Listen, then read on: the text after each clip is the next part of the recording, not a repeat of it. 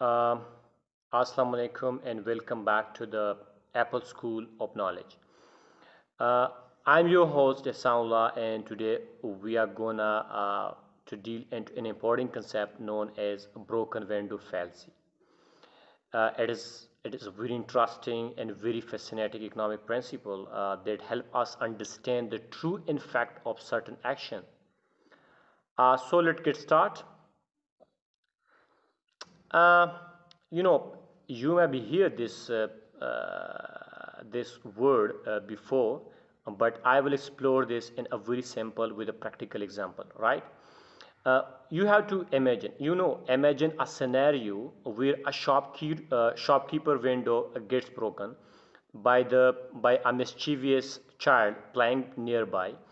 Now at the first at the first glance, it may seem like a misfortune that will ultimately lead to a positive economic effect. But is that really the case? To answer that, we need to understand the broken window fallacy.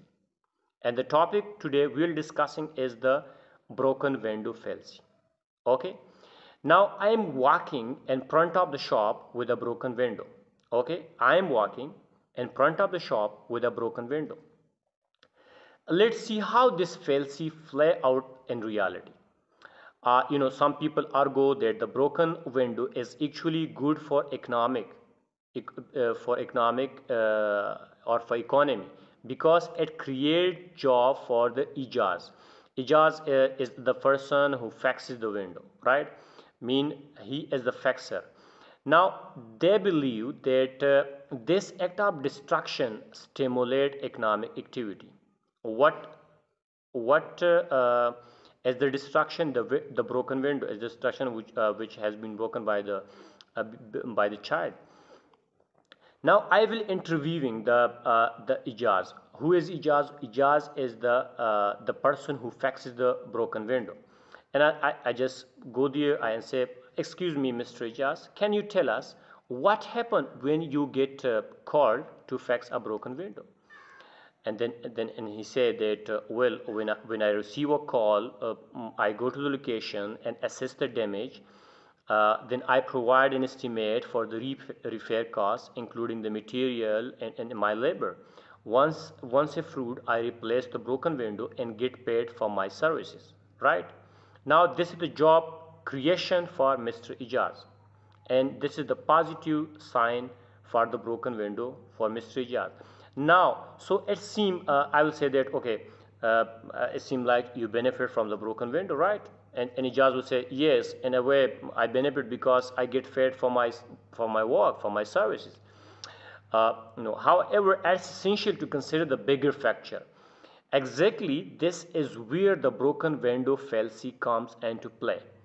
While the Ijaz benefit from the refair job because he is the fixer, he is he provided the services for that, and there are unseen consequences that need to be taken into account. One of the most crucial concepts related to the broken window fallacy is the idea of opportunity cost. And we will explore that. The money spent on repairing the window could have been used elsewhere, creating a different set of economic activity. Mean the money we paying to the Mr. Ijaz for fixing that window, we can use that money some elsewhere. So, let's explore this further. Suppose the shopkeeper didn't have to spend money on fixing the broken window, and then they are not paying to Mr. Ijaz. Instead, he could have used that money to buy a new inventory from a local supplier. Let's say the local supplier is Mr. Salar. Okay. Now, this would have supported another business and potentially created additional job in the process.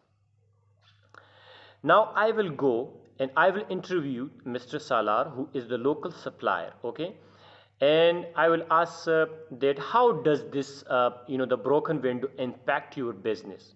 I will just ask him that what are the impact of the broken window on your business.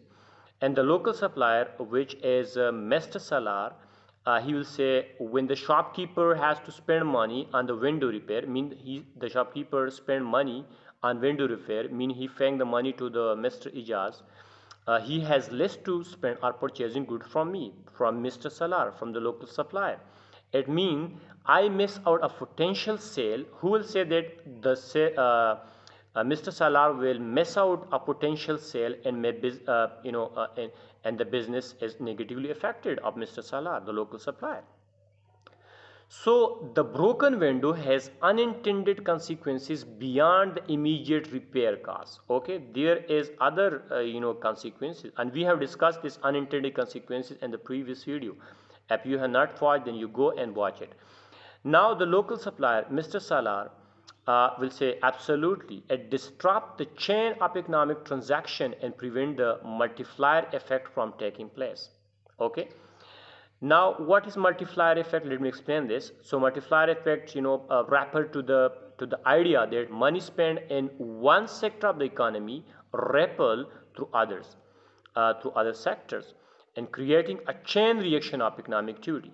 So, by spending money on repairing the broken window, and we pay that money to Mr. Ijaz, we miss out on this multiplier effect and limit the growth potential of our economy, because we are not purchasing thing from the Mr. Salar, who is the local supplier, and this will limit the growth potential of our economy. So there's the crux of the broken window fallacy. It's not just about the immediate benefit of repairing the window, but the unseen cost and a missed opportunity that arise from redirecting resources toward repair instead of more productive investment. Now let's explore some practical example to solidify our understanding of the broken window fallacy. Let's have to imagine another example. I will say like that, imagine a city that experienced a severe storms resulting in damaging infrastructure such as roads and bridges. Some might argue that this destruction is beneficial because it creates jobs opportunity for construction workers, and stimulate economic growth. However, this is a classic case of the broken window fallacy. Rather than diverting resources toward rebuilding what was already there, the city could have used those resources to invest in a new infrastructure project or improve existing one. So this would have created a long-term economic benefit, such as improved transportation efficiency, and increased trade and overall prosperity. Now we have to move on to another example, and this example I will take from the factory pollutant. So suppose a factory release harmful pollutants and a river, resulting in the destruction of marine life and ecosystem. So some people might argue that the clean up efforts and restoration project create job and boost the economy. Okay, but once again this fall into the trap of the broken window fallacy. Okay, so instead of spending resources on restoration, those resources could could have been allocated towards sustainable practice, for example, like renewable energy initiatives, or conservation project.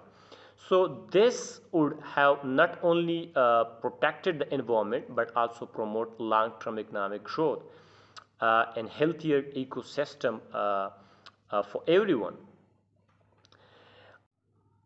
So as we can see from this example, the broken window fallacy remind us to look beyond the immediate benefit and consider the unseen costs and missed opportunities. It encourages us to think critically about the long-term effect of our action on the economy and society as a whole. That concludes our discussion on the broken window fallacy. Uh, I hope this video has shed light on the importance of considering opportunity costs, and I think we have discussed this opportunity cost in the previous videos, and the unintended consequences of our action, and we have already discussed about that unintended consequences and this law. Remember, understanding these economic principles can help us make informed decision and promote sustainable growth.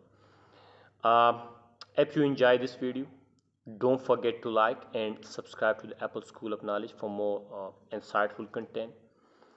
And as always, leave your comments and question down below.